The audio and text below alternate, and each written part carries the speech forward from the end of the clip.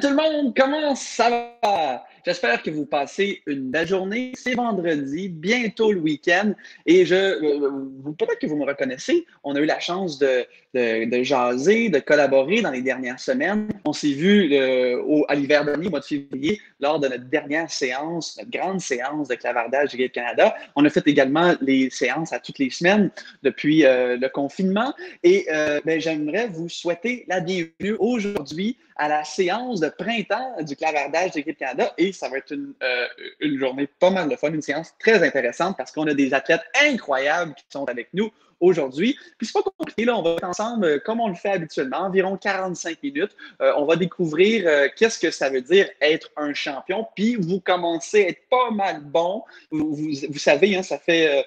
Depuis le mois de septembre que vous étudiez et vous apprenez à l'école des différents thèmes, des différentes valeurs d'être un champion. Et on va encore une fois continuer aujourd'hui. Alors aujourd'hui, on a des athlètes incroyables qui vont continuer à nous raconter comment on pratique l'activité physique et comment aussi on prend soin de notre santé mentale à la maison. Vous le savez, hein, ce mois-ci, c'est le mois de la santé mentale et du bien-être. On arrive à la fin, là, on est déjà le 29 mai. Il reste quelques jours au mois de mai, mais c'est important de le souligner et de trouver des outils, comment on fait pour passer au travail. Et on aimerait également, durant les prochains 45 minutes, échanger avec vous. Alors, c'est le meilleur moment pour poser vos questions à nos athlètes. Et comment le faire? C'est super simple. Vous identifiez sur les réseaux sociaux, en particulier sur Twitter, le hashtag, comment on dirait hashtag?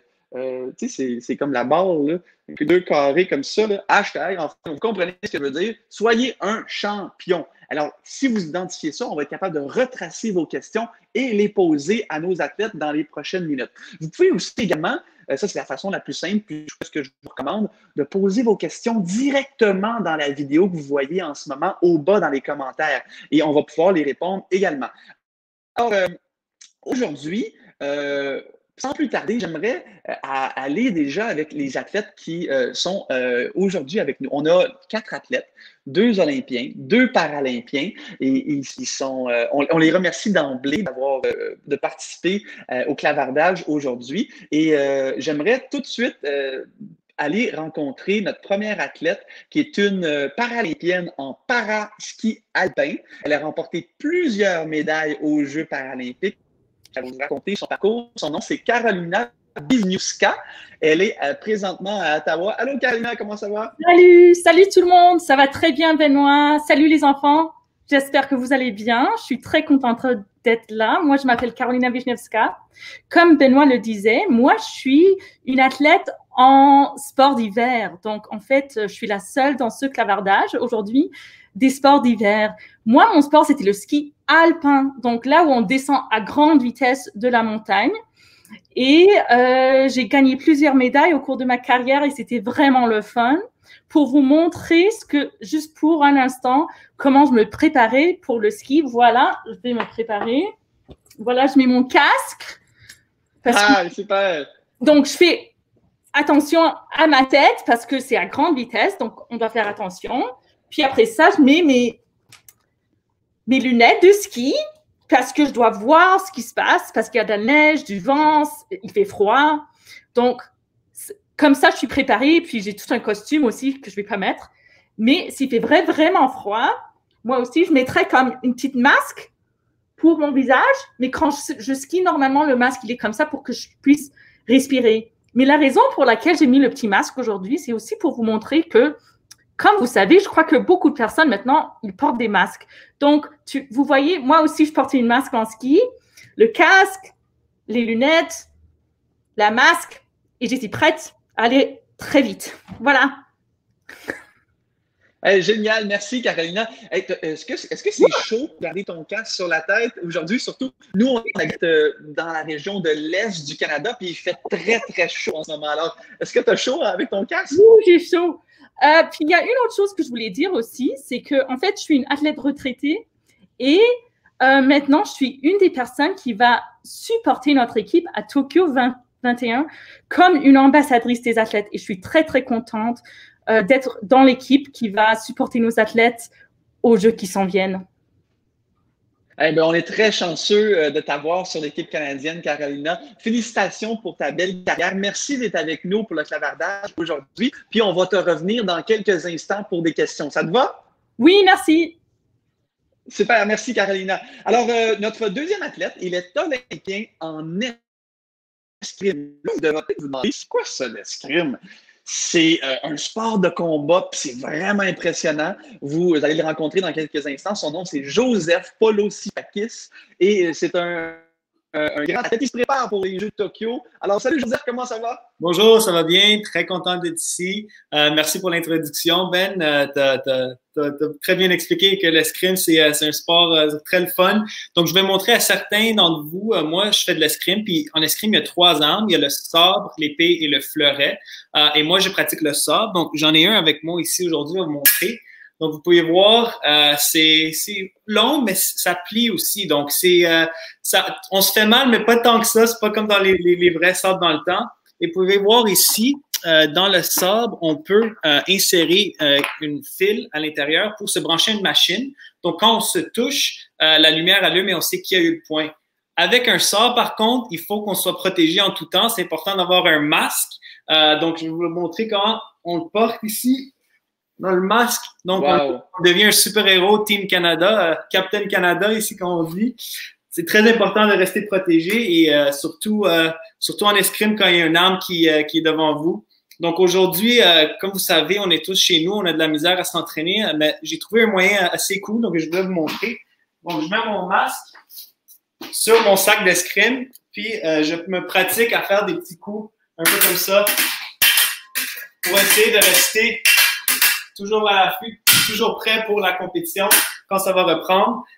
Donc, il faut être créatif en confinement puis essayer de rester actif. C'est pas facile pour tout le monde, mais on s'adapte. Donc, ça, c'est le sort pour ceux qui ne savaient pas. Et je suis très hâte d'être ici avec vous pour jaser un peu puis parler pour répondre à toutes vos questions. Wow, c'est vraiment cool. Hein? Merci de nous montrer ça, Joseph. C'est quoi la plus grande qualité d'un escrimeur? C'est-tu le réflexe? C'est fou à quel point tu allais vite. Ouais, je suis capable d'aller très vite, assez vite, puis c'est un des sports les plus rapides au monde en termes de vitesse, que le sabre il explose, c'est plus vite que n'importe quel autre sport. Donc c'est quand même des fois quand tu vas comme spectateur, c'est difficile de voir la lame parce qu'elle va tellement rapidement. Donc c'est important d'avoir une coordination avec tes bras, tes jambes, tes yeux extrêmement aiguisés puis rapides avec les réflexes, puis être extrêmement flexible et explosif pour pouvoir rentrer et sortir. C'est très, très le fun comme sport et surtout le sabre, j'ai un petit parti pris pour le sabre. C'est le plus rapide et le plus excitant à regarder. Mais là, juste parce que tu piques ma curiosité, c'est quoi la différence des armes? Pourquoi le sabre? Qu'est-ce qui est différent des autres? Tu vois, ici, le sabre, on le tient, comme vous avez vu, moi, je le tiens vers le haut et on peut frapper comme sur les côtés, on peut frapper vers le haut. Mais l'épée et le fleuret, ils sont complètement différents et ils ont un petit bouton en haut. Ici, tu vois, il n'y a pas de bouton. Mais c'est pas un bouton. Mais les autres, il y a un bouton. Puis tu peux juste faire toucher, mettons, avec le bouton dans les 2 autres armes. Donc, des fois, vous avez vu ça dans les films où le monde se tient un peu comme ça, puis ils essaient de faire juste des mouvements vers l'avant. Mais ça, c'est pas le sabre. Le sabre, c'est vers le haut. Et on essaie de se lâcher. Je sais pas si vous allez entendre le bruit. Ça va quand même assez rapidement. Ouais. Donc, c'est très, très rapide et très différent. Les 2 autres armes, c'est comme d'autres sports. J'ai jamais fait de l'épée ni du fleuret, donc c'est comme un autre sport à l'intérieur du sport. Donc, c'est un très grand monde d'escrimeurs et d'athlètes à travers le monde qui font ce sport-là. Il y a, dans les championnats du monde, il y a environ une centaine de pays à travers la planète. Donc, il y a quand même très, très répandu. Wow, vraiment, merci de partager ton sport avec nous. Moi, je ne connaissais pas beaucoup. Ça fait longtemps qu'on se connaît, toi et moi, mais j'avais jamais appris autant sur l'escrime. Oh, on a un petit commentaire d'ici d'Alice. Salut les athlètes, l'escrime est un sport idéal pour la COVID. On doit porter le masque, effectivement, des gants. Et si quelqu'un arrive trop proche, on le touche avec les bras. C'est bon, Alice. Peut-être que l'escrime va devenir de plus en plus populaire. Ouais, je pense que c'est le seul sport qu'ils vont avoir le droit de faire à Tokyo, ça qu'on disait comme joke, là, parce que tu peux regarder ta distance à 2 mètres, tu dois frapper l'autre qui reste loin. Ah, c'est bon. Merci, hein, Joseph, encore une fois d'être là. On va te revenir dans quelques instants. Puis comme vous voyez avec son beau chapeau, hein, Joseph habite de Montréal et c'est un grand fan des Canadiens de Montréal. Ouais. Et oui, comme comme la plupart d'entre vous, certains au Canada, vous êtes des fans des Canadiens. Alors, merci, Joseph. Notre prochaine athlète est une athlète en athlétisme. Elle court. Son nom, c'est Geneviève Lalonde. Allô, Geneviève, comment ça va? Salut, comment ça va? Merci Ben. Puis oui, moi je m'appelle Geneviève Lalonde. Je viens de l'Acadie, donc j'ai grandi à Moncton, au Nouveau-Brunswick. Donc, comme vous savez, à travers le Canada, il y a plusieurs populations francophones. Puis le Nouveau-Brunswick est actuellement la seule province qui est bilingue. Donc, ce qui est officiellement bilingue, puis Moncton, où j'ai grandi, c'est la seule ville qui est actuellement officiellement bilingue. Donc, moi, j'ai eu la chance de grandir dans les deux langues, mais surtout le français était super utile à travers le Canada parce que j'ai vécu dans l'Arctique un peu, où il y a eu du français là. J'ai habité en Ontario, où il y a une population francophone là, et maintenant j'habite à Victoria, en Colombie-Britannique, où il y a encore une autre population francophone. Donc, c'est vraiment intéressant de voir que, tu sais, au Québec, où j'ai des grands-parents puis de la famille aussi, il y a une super grande population, mais la population francophone est répandue à travers le Canada. Puis moi, je fais la steeplechase, donc c'est une course en obstacle. Donc, on est habitué à faire la course à pied, puis là, on saute au-dessus des obstacles. C'est un peu comme si tu étais dans la forêt, puis tu sautais au-dessus des bûches. Puis là, ensuite, il y avait une rivière, puis tu devais sauter à travers de la rivière. Donc, c'est ça, ils ont pris ce sport-là, puis l'ont mis sur la piste. Puis ensuite, tu sais, c'est 3 kilomètres. Donc, c'est comme si que tu descendais la route une couple de fois de chez toi. Puis, donc, on fait ça. Puis là, ensuite, il y a 35 barrières en total. Donc, à chaque 60 à 80 mètres, il y a une barrière. Ça dépend juste parce que chaque piste est différente. Des fois, la barrière d'eau, qui est la rivière, peut se retrouver à l'extérieur de la piste, puis des fois à l'intérieur de la piste. Donc, nous autres, on court 3 km dans à peu près 9 minutes 30 secondes. Ben, c'est ça le record canadien que je détiens maintenant, mais on essaie de toujours aller de plus en plus vite. Donc, on apprend de nos coéquipiers en athlétisme qui font des vitesses un peu plus rapidement que nous autres, mais c'est ça. Puis, pour vous montrer, il y a beaucoup de gens qui se demandent, OK, ben, tu cours, mais tu sautes dans l'eau. Est-ce que tes pieds deviennent trempes? Mais l'affaire, c'est qu'on porte des souliers qui sont très minces. Donc, tu peux voir qu'il y a des trous là-dedans. Puis, il y a aussi des petits grippants. Donc, on n'a jamais, les pieds sont jamais trempes parce que l'eau ressort tout de suite. Puis, on essaie d'avoir la plus grande propulsion pour ensuite, tu sais, presque pas toucher l'eau. Donc, souvent, j'ai juste un pied qui est trempe pendant le total de la course. Puis, j'ai vraiment hâte d'être ici avec vous parmi toutes les autres athlètes. Puis, j'ai hâte d'apprendre d'autres sports, puis de s'inspirer. Parce qu'en ces temps-ci, c'est ça, les Jeux olympiques ont été repoussés d'une année, mais ça nous donne encore une autre année à être inspirés pour avoir des plus grands résultats l'année prochaine. Hey, fantastique, Geneviève. Hey, je me suis toujours posé la question, est-ce que quand j'étais plus jeune, là, je pensais qu'il fallait sauter par-dessus la barrière et ne pas toucher à l'eau. Est-ce qu'on perd des points ou c'est pas grave, dans le fond, c'est juste d'être le plus rapidement possible en sautant par-dessus? Comment ça fonctionne? Oui, c'est pas grave si tu touches l'eau. Tu perds pas de points, il n'y a pas de points qui sont perdus. Dans la course à pied, c'est juste un terme de temps. Donc, on essaie d'être le plus rapide possible. Mais des fois, c'est aussi des tactiques. Donc, souvent, on va voir ça aux Olympiques où il y a des courses qui sont plus rapides puis des courses qui sont plus lentes. Mais c'est vraiment les tactiques qui se jouent entre les gens qui sont en train de courir. Donc, souvent, c'est ça. Si tu touches à l'eau, ça te ralentit un peu. Donc, c'est vraiment d'avoir la plus grande propulsion.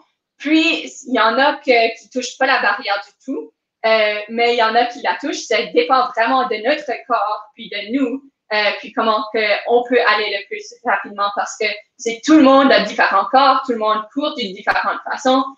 Puis c'est vraiment juste une affaire qui est personnelle dans ce sens-là de comment tu peux aller le plus rapidement possible. Génial, vraiment, bravo. On te souhaite la meilleure des chances en préparation pour les Jeux de Tokyo. Et ton français est impeccable. On te dit bravo, vraiment, c'est super. Et c'est bien de voir, comme Carolina d'ailleurs, des Canadiens qui ont développé le français, n'étant pas nécessairement la langue première à la maison, mais je crois qu'au Nouveau-Brunswick, c'était peut-être le cas pour toi quand tu as grandi. Oui, j'ai été à l'école en français. Actuellement, c'est juste vraiment intéressant de voir à travers le Canada qu'il y a différents accents. Donc, souvent, on pense souvent au français au Canada comme l'accent québécois, mais il y a des accents qui sont différents à travers le pays. Puis, c'est vraiment le fun d'entendre différents accents comme ça. Super, génial. Mais encore une fois, on va te revenir dans quelques instants. On va avoir des questions pour toi tantôt, Geneviève. Merci d'être là. Notre quatrième athlète, et non le moindre, c'est un médaillé paralympique en paranatation, médaillé de bronze aux Jeux de Rio. Il se prépare pour ses deuxièmes Jeux paralympiques. Il vient de la région de Québec, plus précisément. Son nom, c'est Nicolas-Guy Turbide. Salut Nick, comment ça va? Salut Ben, salut tout le monde. J'espère que vous portez tous bien. Mon nom est Nicolas-Guy Turbide. Je fais de la paranatation, comme Ben vous l'a mentionné. Justement, Ben et moi, on a été coéquipiers pendant, je pense, pour 6 équipes nationales. Donc, on a quand même, on se connaît assez bien. Puis, je suis super content d'être avec vous aujourd'hui. Je me trouve présentement chez moi à Québec dans mon petit studio de musique. C'est comme mon petit endroit de détente quand je ne fais pas du sport. Puis surtout avec la natation, là, on a perdu l'accès aux piscines au courant des derniers mois. Donc, il fallait que je trouve d'autres méthodes pour m'entraîner. Puis, justement, de me garder en forme en vue des prochains Jeux paralympiques à Tokyo. Puis aujourd'hui, je tenais à vous montrer un de mes outils les plus importants quand je performe en natation. Là, vous allez vous dire, c'est probablement un maillot, des lunettes, un casque. Mais non, pour moi, mon outil important, c'est mes bâtons de tapper. Donc, moi, j'ai une déficience visuelle, puis ça m'aide à garantir que je ne rentrerai pas à tête première dans le mur quand j'arrive à la fin de ma longueur. Donc, je vais avoir un entraîneur, un coéquipier, 2 personnes à chaque bout de la piscine qui vont me donner un bon coup en arrière de la tête, puis ça va me dire justement quand faire mon virage, quand je nage au dos. Donc, quand j'étais jeune, ces bâtons-là, je n'avais pas besoin. J'étais encore capable de voir les drapeaux qui m'indiquent quand faire mon virage, mais au fur et à mesure que je m'améliorais, que j'accélérais, mes yeux n'étaient pas capables de suivre nécessairement comment j'allais dans la piscine. Donc, je n'avais pas le choix de trouver une façon de m'adapter. Puis vraiment, avoir cette expérience-là m'a beaucoup aidé au cours des derniers mois pour rester motivé, puis justement à trouver des façons de s'adapter à la situation actuelle. Hey, c'est très cool, Sonic. Es-tu capable de nager depuis le confinement? Comment ça fonctionne de ton côté? J'ai récemment eu la chance de retourner dans l'eau. Donc, en natation, c'est important qu'on garde le feeling, la sensation de l'eau avec nous. C'est quelque chose qui se passe très rapidement, puis c'est quelque chose qui prend beaucoup de temps à reprendre. Donc, au cours des dernières semaines, j'ai eu la chance de nager dans ma piscine arrière avec un élastique qui me tient sur place, qui me permet de nager en continu. Donc, en plus de faire ça, de regagner les sensations de l'eau, je fais mes entraînements quotidiens de musculation à la maison avec des élastiques. J'ai acquis une machine aussi d'aviron. C'est quelque chose que j'avais tout le temps le goût de faire, mais que je me repoussais tout le temps un peu, justement parce que j'avais jamais l'occasion. Mais là, je trouvais que c'était le moment parfait pour moi d'essayer, dans le fond, une entrée dans un nouveau sport sans trop y mettre d'attention, mais juste pour pratiquer d'autres choses que normalement, je n'aurais pas le temps de faire. Cool. Hey, merci, Nick. Content que tu sois là avec nous. Moi et Nick, on a nagé ensemble pendant plusieurs années. Et on a été même de co-chambreurs à la fin de ma carrière. Alors, ça a été un plaisir de pouvoir partager ces beaux moments-là avec toi, Nick. Merci d'être là aujourd'hui. Puis là, moi, je voulais vous parler de mon petit chez moi. Ça, c'est Duke. Dis allô, Duke. Coucou. Il parle pas, hein? Mais il n'est pas très content, ben non plus. Il doit avoir chaud, hein? Il est tout noir. Puis là, on a l'air climatisé, on est chanceux, mais pauvre minou, hein? Ça ne doit pas être évident pour les animaux, des fois, avec la chaleur comme ça. Mais c'est notre bébé. mais notre deuxième bébé, on a un vrai bébé qui a 19 mois. Lui, il a déjà 10 ans, le gros minou. Puis, ben, c'est un bon minou quand même. On est chanceux de l'avoir. Et moi, j'étais comme Nick, j'étais l'appareil de natation et je vous ai apporté un speedo. Hein? Un speedo, hein, vous reconnaissez ça, un speedo. C'est pas tout le monde qui utilise les speedos, mais nous, les nageurs, on aime ça, le speedo, parce que ça nous aide à être moins lourd dans la piscine, on se déplace plus vite. Et là, je peux vous dire que à 30 degrés, là, je vais mettre mon speedo après notre clavardage puis aller profiter de la belle température dehors. On est encore au printemps, mais l'été s'en vient rapidement. Alors, c'est... Ah, puis regarde, peut-être que ça allait trouver ça, le fun. Je vais vous montrer une médaille. C'est une médaille des Jeux paralympiques. Je ne sais pas si vous la voyez bien. Là. Les Jeux paralympiques de Londres en 2012. Ça a été une de mes plus belles courses en carrière. Alors, avant d'aller à nos athlètes pour pouvoir apprendre davantage sur eux, sur notre sujet du jour qui est la santé mentale et le bien-être, Joseph, notre Olympien en escrime, s'est porté volontaire pour nous proposer un exercice rapide. Alors, juste pour qu'on se dégourdisse un petit peu en ce vendredi après-midi ou pour vendredi matin, ceux qui sont dans l'Ouest. Alors, Joseph, à toi la parole. On peut bouger un petit peu. Là. On va s'amuser avant qu'on rentre dans des questions un peu plus précises. Oui, donc je sais que ces temps-ci, on est beaucoup devant notre ordi, donc c'est important d'échauffer les poignets un petit peu. On l'utilise beaucoup, donc c'est important de les garder très libres. On va aller un peu avec les épaules aussi, vers l'avant, vers l'arrière, avant un peu. On va essayer d'étendre aussi le haut du corps. On va aller d'un côté, 1, 2, 3, 4, 5. 1, 2, 3, 4, 5. Un peu sur les épaules. Vers l'avant, vers l'arrière. Les épaules, s'il y a beaucoup de tension ces temps-ci, donc c'est important de les garder libres comme on fait. Et là, on va finir pour le haut du corps. On va faire un petit tournée, une couple de tournées pour le haut du corps. 1, 2, 3, 4. De l'autre côté, 1, 2, 3 et 4. Donc, pour le haut du corps, on est dégourdi un peu. Là, on va faire un exercice que j'aime bien comme escrimeur, c'est des fentes, juste des fentes avant. Là, on va garder ça simple. Main sur les hanches. On va avancer la première jambe vers l'avant, puis on va descendre. 1, 2, 3, 4 et 5. Excellent. Aussi, un autre exercice très important qu'on fait pour l'escrime et pour n'importe quel autre sport. Les athlètes, c'est un de nos exercices préférés de base, c'est le squat. Donc, on va faire 5 squats. Vous pouvez mettre vos mains vers l'avant ou derrière votre tête, comme vous voulez. Vous descendez le plus que vous pouvez. Chacun est différent. Donc, on va faire 5 fois ensemble. 1, 2, 3, 4 et 5. Excellent. Donc, les bas de jambes sont échauffés. Et là, on va faire un petit exercice de cardio très simple. On va faire des petits pas rapides sur place pendant 5 secondes, suivi de 5 jumping jacks, puis on va faire ça 2 fois. OK? Est-ce qu'on est prêt? 1, 2, 3, go. 1, 2, 3, 4, 5, 1, 2, 3, 4, 5. Encore. 1, 2, 3, 4, 5, 1, 2, 3, 4 et 5. Excellent. Est-ce qu'on est prêt pour les questions? Oh!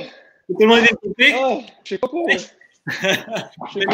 sais pas pour vous, là, mais moi, j'ai pris ma retraite sportive comme nageur. Ça fait 1 an et demi environ. Alors là, je commençais à manquer de cardio, mais ça fait du bien, c'est important de bouger. Alors, comme vous le savez, hein, aujourd'hui, pour revenir à un sujet là, qui nous interpelle, c'est l'importance de la santé mentale et le bien-être. Et ça va soit pour moi, c'est simple. Pour trouver un équilibre, c'est important pour moi de bouger. Alors, ça passe par l'activité physique, ça passe par le sport. On est chanceux, nous, on a une piscine à la maison, puis je fais des longueurs tous les matins, même si, bon, je ne fais plus de la compétition comme quand j'ai fait, quand j'étais plus jeune. Je me maintiens actif, puis ça part bien ma journée, puis disons que ça m'aide à trouver cet équilibre-là. Alors, je vous encourage, hein, des fois, si vous vous dites « Ah, je me sens pas bien », allez bouger, ça fait du bien. Alors, on va aller voir Nicolas Guy, on a envie d'apprendre, toi, comment tu fais, Nick, pour prendre soin de ta santé mentale et certainement également physique, surtout dans le contexte dans lequel on vit ce printemps. Comment tu fais? Exactement comme toi, Ben. Moi, la santé physique et la santé mentale, c'est vraiment interconnecté. Les deux vont ensemble. Donc, je sais que quand je me mets en forme, quand je fais un peu d'exercice, quand je prépare mon corps à travailler un peu, je sais que ma tête va suivre et va se sentir beaucoup mieux après. Donc, je prends la peine de faire, moi dans mon cas, vu que mon objectif, c'est encore de performer aux Jeux de Tokyo, j'ai pas le choix de mettre l'emphase sur mon entraînement, sur la performance, sur tout ce qui vient avec ça, bien manger, bien s'hydrater, bien dormir. Donc, avoir une vie saine, ça, c'est super important pour avoir justement un corps sain, mais aussi une tête saine. Donc, il y a des fois que c'est beaucoup plus difficile. Donc, moi, il y a vraiment juste un petit moment pour prendre une grande respiration. S'assurer, je me mets les mains sur mon ventre. Là, vous ne le verrez pas, mais je me mets les mains sur mon ventre. Je prends une grande inspiration juste pour que je le sente gonfler, expirer lentement. Puis, le faire ça à quelques répétitions. Puis, ça me permet justement de relaxer, de baisser mes pulsations cardiaques. Puis de garder ma tête saine. Donc, ça me permet de me calmer. Ça permet de penser à ce que je fais plus rationnellement. Puis, c'est quelque chose qui m'aide dans ma vie tous les jours au quotidien.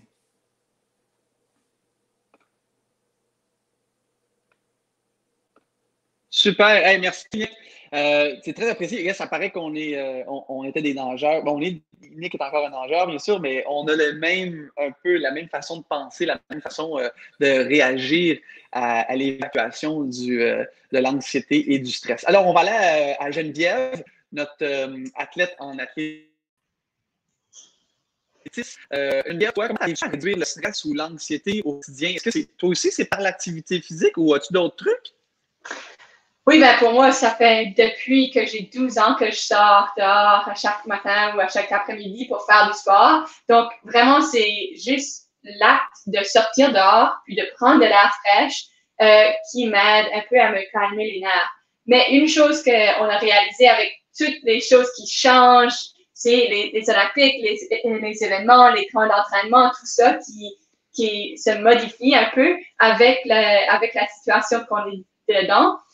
On a décidé de faire un horaire juste parce que l'acte de suivre un horaire à chaque journée, puis d'avoir quelque chose à regarder pour la prochaine journée, puis la journée d'après, ça nous a aidé avec la santé mentale parce qu'on savait quoi s'attendre. Dans un temps où il y a beaucoup d'inconnus, il y avait des choses qu'on pouvait planifier pour. Donc, pour nous autres, c'est vraiment d'écrire un horaire, puis d'avoir un horaire qui reste la même à chaque journée. Donc, je me lève de la même heure à chaque journée, je vais courir, je fais mon entraînement. Puis, à chaque journée, l'entraînement varie un peu, mais c'est souvent de sortir dehors, soit c'est pour une marche, soit c'est pour aller courir, ou des fois, c'est juste pour faire des petits exercices dans ma petite cour. Mais c'est vraiment juste l'acte d'avoir un horaire. Puis là, tu rentres, tu prends ton deuxième déjeuner ou si c'est l'heure du midi, tu prends ton dîner ou ta collation, puis là, ensuite, tu continues ta journée. Puis c'est vraiment comme ça que moi, j'ai sorti de tout ceci avec une bonne humeur parce que c'est sûr qu'on ne va pas tout avoir des bonnes journées. Il y a beaucoup de stress et d'anxiété qui sont dans l'arrière-fond. Mais si on pense des petites choses qu'on peut accomplir à chaque journée, comme ça, on peut ressortir avec une meilleure santé mentale, puis une meilleure humeur pour les gens qui sont autour de nous. Hey, c'est tellement bien dit, puis je suis d'accord avec toi. C'est important d'avoir une horaire. Puis, tu sais, aussi banal que ça l'est, là, tu sais, des fois, on peut se dire, à 8h30 le matin, moi, par exemple, je suis chaude dans la piscine, puis je vais nager. Parce que si je ne le fais pas, ben, la journée passe tellement vite. je m'occupe d'un truc, là, je n'irai pas faire mon activité physique, puis après ça, je me sens moins bien. L'importance d'avoir un horaire et de la suivre. Puis après ça, c'est plus facile. On l'intègre dans notre quotidien. Merci Geneviève d'avoir partagé ça. C'est un excellent point. Allons avec Carolina. Ce mois-ci, Carolina, elle a animé une activité sur l'importance d'exprimer chaque jour sa reconnaissance. Est-ce que, Carolina, tu peux nous donner des exemples dans la façon dont tu t'y prends et quel effet que ça a sur toi à être capable d'exprimer à chaque jour notre reconnaissance? Oui, certainement. Donc, comme le disait Geneviève, en fait, moi, comme j'étais skieuse, moi, la nature et le fait d'être dehors, c'était hyper important pour ma santé mentale et pour ma reconnaissance parce que j'adore la montagne, j'adore la nature. Donc, même maintenant, pendant la pandémie, je prends des moments pour sortir dehors, pour regarder les arbres, les oiseaux, n'importe quoi. Pour moi, la nature, c'est vraiment une chose qui est très importante pour moi. Une autre chose, dans le sens de la reconnaissance, c'est, en fait, je garde un petit journal. Donc, quand j'ai envie, j'écris dans mon journal les choses pour lesquelles je suis reconnaissante. Et il y a encore un truc que je trouve qui est très important ces jours-ci. J'essaie d'aider les autres aussi. Ça me fait du bien aux autres, mais ça me fait du bien à moi aussi parce que j'ai l'impression que je ne suis pas seule, que je donne quelque chose aux autres. Et c'est pour ça aussi que j'ai très hâte de prendre mon rôle à Tokyo pour aider les athlètes du Canada aux Jeux en 2021 quand ils auront lieu. Et puis ça, c'est mes petits trucs à moi. Et en fait, quand j'ai fait ma petite leçon, j'ai lancé un défi aux enfants. Donc, je ne sais pas s'il y a des enfants parmi vous aujourd'hui qui, vous aussi, vous avez des idées, mais nous, on sera très contents de savoir ce que vous faites pour vous sentir bien et pour être reconnaissant de toutes les belles choses qui vous entourent, même dans ces jours-ci qui sont pas mal difficiles pour tout le monde, et y compris les athlètes qui, comme vous voyez, ils s'entraînent très, très fort et ils prennent des nouvelles idées pour s'entraîner et pour se sentir bien, même pendant cette période incertaine. Donc, c'est ça. Ouais. C'est fantastique. C'est une belle initiative, vraiment. Et puis, je t'encourage à continuer à partager le message. Ça fait une différence. Alors, bravo. Merci, Carolina, d'avoir partagé avec nous et continue ton excellent boulot. Maintenant, j'ai envie de changer un petit peu de sujet et d'aller voir notre escrimeur là, et notre athlète actif dans les dernières minutes, Joseph. Ce printemps, Joseph, tu as lancé le clavardage d'équipe Canada avec un défi amusant. Est-ce que tu peux nous parler un peu de c'était quoi ce défi-là? Oui, donc j'ai défié tous les jeunes de créer un mascotte unique, un mascotte olympique, parce qu'on sait à quel point les mascottes aux Jeux olympiques, c'est tellement une grande partie des Jeux. Ce mascotte-là, les mascottes représentent un peu quelque chose d'unique de chaque pays qui représente, puis c'est quelque chose de la culture. Donc moi, j'ai ici avec moi un des mascottes les plus récents de Lima 2019, c'est les Jeux panaméricains. Que j'ai reçu en gagnant une médaille là-bas. Donc, c'était un très bon souvenir. Mais juste pour dire, ça, c'est Milko.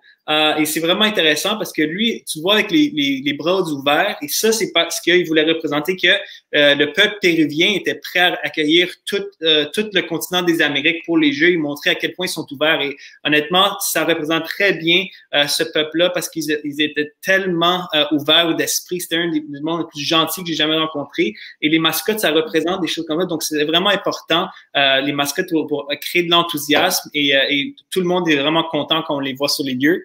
Un autre personnel, un peu favori pour moi, c'est Comac, notre mascotte pour l'équipe Canada qui nous suit aux Jeux olympiques, aux Jeux panaméricains, aux Jeux paralympiques. Lui était là à mes premiers Jeux, quand j'ai fait des Jeux panaméricains en 2011 au Mexique, voilà, il était là aussi. Donc, ça, c'est mon préféré. Je pense qu'on l'a tous vu. Il représente le caribou. Évidemment, ça représente bien le Canada. Il est toujours gentil, toujours ouvert. Donc, honnêtement, je pourrais pas penser à un meilleur mascotte. Donc, j'étais très hâte de lancer ce défi-là parce que c'est tellement important des mascottes. Et je voulais amener un autre ici. Ça, c'est un petit mascotte d'escrime que j'ai. Ça, c'est pour les mauvais moments quand j'ai stressé. C'est quand j'ai un mauvais match, là, après, je fais ça, puis ça me calme. Il est toujours là pour m'aider, mais il est vraiment cute, là. Donc, toujours une utilité différente pour les mascottes, mais j'espère que vous avez bien aimé le challenge qu'on a donné, puis j'étais content de voir les différents types de mascottes. Hey, c'est très cool!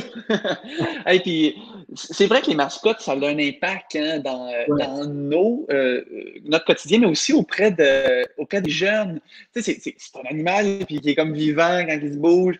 Nous, au comité paralympique, cette année, la mascotte qui est l'équivalent de Comac, c'est Coda. C'est comme un drôle de castor. Alors, il est vraiment inspirant, puis il va être là pour les années à venir, un peu comme l'équivalent de Comac, mais il va s'appeler Coda. Alors, merci pour ce beau défi-là, Joseph. C'est apprécié que tu aies partagé avec nous tes mascottes favorites. Et je me souviens de lors des Jeux Paname et Parapaname l'été dernier, vraiment, aux bras ouverts, ça représente bien le peuple péruvien. On a une question, on est chanceux d'une question qui nous vient du tableau de bord des parents et des enseignants de Madame Zenari, qui enseigne la 5e et 6e année à l'école Park Allen d'Edmonton en Alberta. Et elle dit que ses élèves ont envie d'apprendre sur les athlètes canadiens, bien sûr. Alors, on est ici pour ça. Et la question, elle est adressée à Nicolas et moi. Parce qu'on est les deux nageurs. Regardez bien la question, c'est qu'est-ce qui vous a inspiré à choisir la natation et pourquoi qu'on a décidé? Mais moi, ça a été simple. J'ai essayé plein de sports quand j'étais jeune. Je voulais jouer au hockey, devenir le prochain Patrick Roy et porter la casquette que Joseph a, le jeu pour le Canadien de Montréal. Mais ça n'a pas fonctionné. J'avais de la difficulté à patiner. Par la suite, j'ai essayé le baseball. Mais quand j'ai vu en 1992 Mark Tewksbury, un grand Canadien, remporter une médaille d'or olympique en natation, aux Jeux à Barcelone en 1992. Et ça m'a inspiré et c'est comme ça que j'ai débuté la natation. Alors, je remercie Tewksbury. Et toi, Nicolas, pourquoi tu as débuté la natation? Peux-tu nous en parler?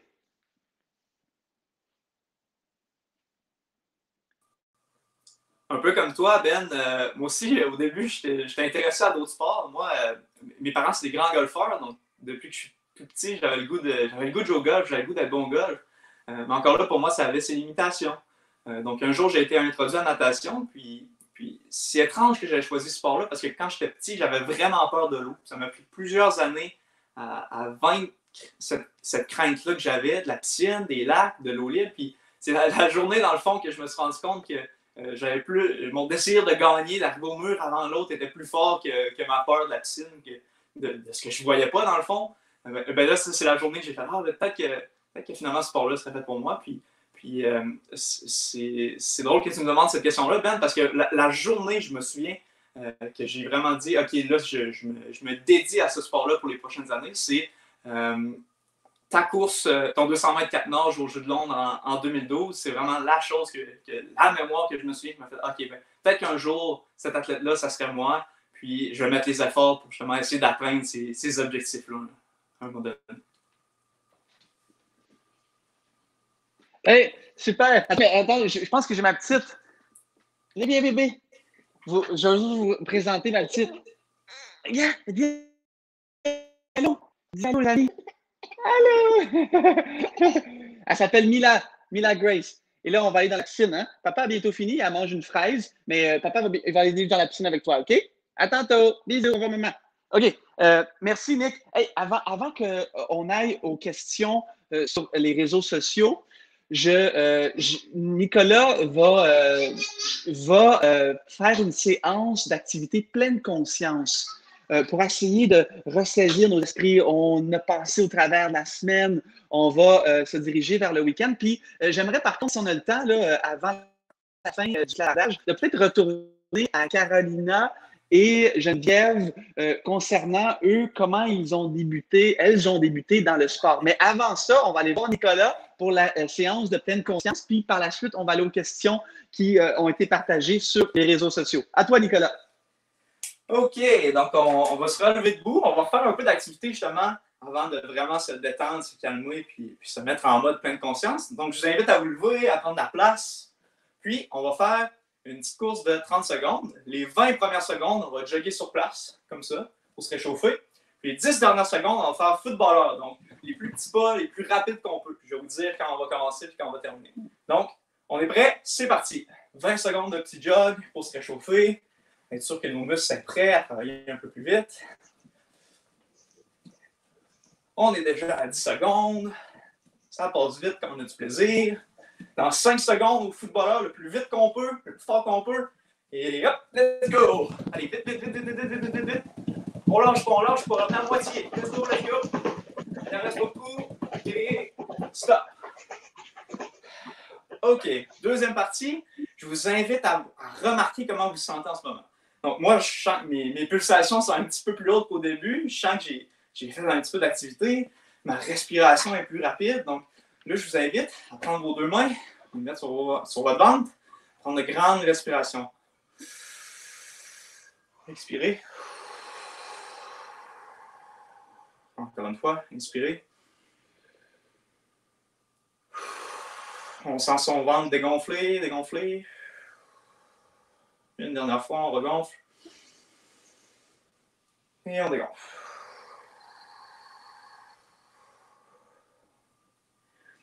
Je ne sais pas si vous sentez la même chose dans la maison, mais moi, je sens que mes pulsations descendent, je redeviens plus calme, je prends conscience que mes respirations deviennent plus grandes encore, j'ai plus de facilité à respirer, mais la chose que je ressens le plus, c'est comment je me sens bien. Juste avec un petit peu d'activité physique, ça me permet justement de sentir mon corps, après avoir fait un gros travail, de se détendre, justement d'être prêt justement à passer une belle journée ou à bien dormir le soir. Donc, c'est ça, c'est votre activité de pleine conscience. Hey, c'est très cool. Merci, Nicolas. C'est vrai que ça fait du bien de prendre le temps de respirer et de se recentrer. Ça fait une grande différence et je pense qu'on l'a tous apprécié. C'est un bon moment dans la semaine pour le faire. OK, je pense que c'est le temps de partager, de prendre vos questions sur les réseaux sociaux. Je ne sais pas si notre ami derrière scène a eu des questions ou des commentaires, mais c'est le moment pour les poser. Sinon, s'il n'y a pas de questions, mais moi j'en ai plusieurs pour les athlètes. On en a une ici, Alice.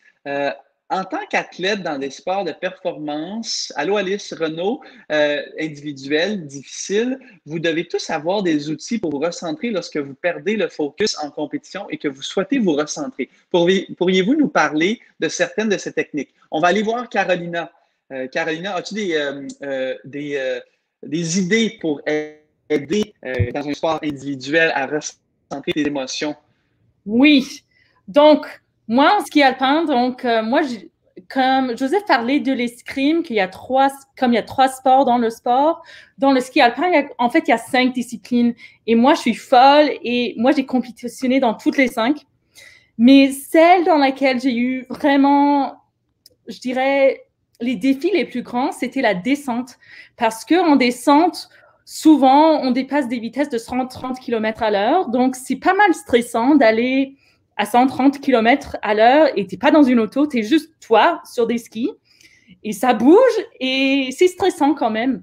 Donc, dans le ski alpin, le matin de la course, on fait toujours une reconnaissance, on regarde la piste et on mémorise la piste avant de faire la course. Et pour moi et pour tous les gens qui font le ski alpin et qui sont vraiment bons en ski alpin, on pratique vraiment la visualisation, c'est-à-dire qu'on fait le parcours dans notre tête à plusieurs reprises avant qu'on ait même fait la course. Donc, moi, dans ma tête, je peux pratiquer mon sport, je peux tout faire dans ma tête. Même plusieurs années plus tard, j'ai dans ma tête mémorisé plusieurs descentes dans mon cerveau. Donc, pour moi, c'était un outil qui me calmait. Je savais, OK, j'ai déjà fait ce parcours, entre guillemets, dans ma tête. Je sais que je suis capable. Donc, c'est quelque chose qui me calmait, un outil qui me rendait confiante.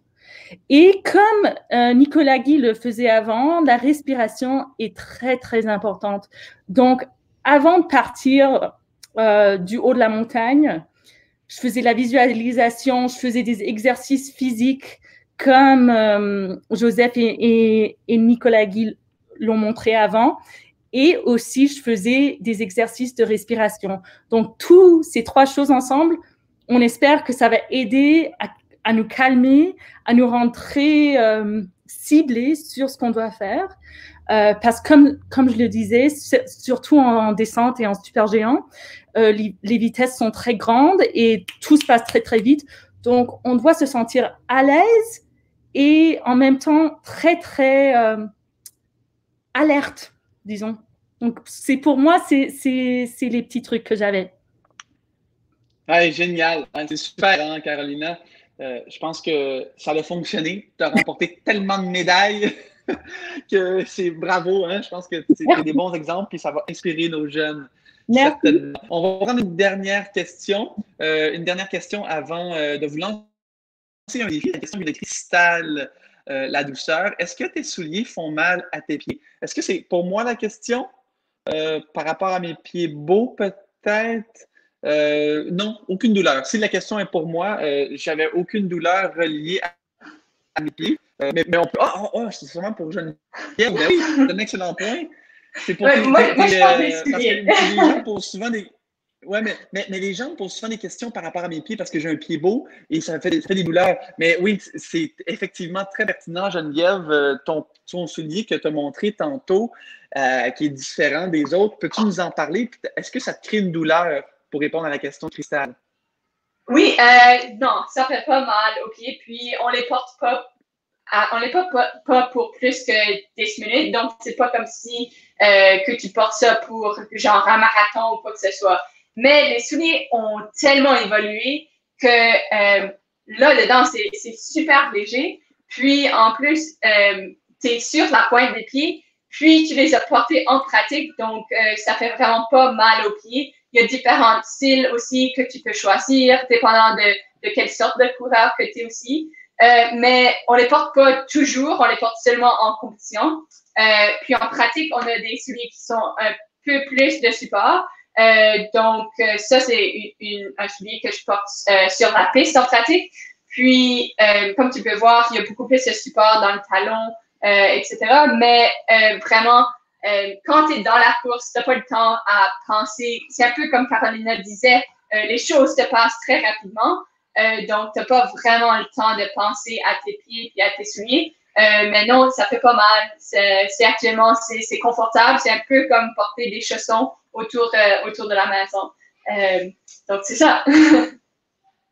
Hey, très cool, hein? Bravo, Geneviève. Puis, ils sont beaux tes souliers, surtout les roses. Hein? Je sais que tu dois faire bien des jalouses et des jaloux pour ces beaux souliers-là. Alors, merci d'avoir partagé. Puis, on est content que ça te fait pas mal parce que c'est vraiment pas confortable d'avoir des souliers en douleur. Alors, c'est déjà malheureusement bientôt la fin. Mais avant la fin, on a un défi pour vous. Mais j'aimerais ça aussi remercier tous nos athlètes aujourd'hui pour cette belle discussion. Merci encore à Carolina, Geneviève, Joseph et Nicolas Guy. Pour ceux qui sont encore actifs, on vous souhaite la meilleure des chances en préparation pour les Jeux de Tokyo et qui vont se dérouler à l'été 2021 maintenant. Et pour la suite de votre carrière, vous êtes tous des champions. Vous êtes tous une très grande inspiration pour les Canadiens et pour nos jeunes. On espère que vous avez mis l'expérience. Vous êtes maintenant, vous les gens de la maison, mieux outillés pour vivre dans le moment présent, passer au travers de ces moments difficiles-là qu'on vit en ce moment. Soyez rassurés qu'on est là pour vous, vos amis, vos familles. On pense à vous. Prenez soin de votre santé mentale et exprimez votre reconnaissance comme Carolina vous l'a si bien partagé. Avant de vous dire au revoir, on avait envie de vous laisser réfléchir à ce que vous avez appris cette année et vous inviter à penser à la gentillesse. Qu'est-ce que ça veut dire, la gentillesse? Là, vous allez bien voir, là, on aimerait ça que vous sentez quand quelqu'un fait preuve de gentillesse envers vous. Puis je suis certain que ça vous fait chaud au cœur quand quelqu'un fait ça. Alors, c'est pourquoi qu'on vous lance un défi du type de donner au suivant. On aimerait ça que vous repartagiez à quelqu'un. Alors, pensez à une action qui vous posez à un membre de votre famille ou à la communauté et on aimerait ça entendre parler de cette action-là. Alors, racontez-nous ce que vous faites sur les réseaux sociaux simplement avec l'aide du hashtag ou le mot-clic, le hashtag « Sois un champion ». Alors, ça va être super facile. On va être capable de retracer ce que vous partagez avec nous avec le hashtag mot-clic. Soit un champion qu'on a bien hâte d'attendre. Alors, c'est pas terminé, certains le cavardage du Canada, c'est peut-être la dernière grande série tous ensemble avant la fin l'année scolaire, mais soyez rassurés, on a plein d'autres activités amusantes qui vont être mises en table durant la séance d'automne. On a bien hâte de vous retrouver. On vous dit merci, un bel été. Bye Carolina, bye Geneviève, bye Nicolas, merci Bye, Joseph. Bye. On vous dit bel été, à la prochaine. Bye bye, merci.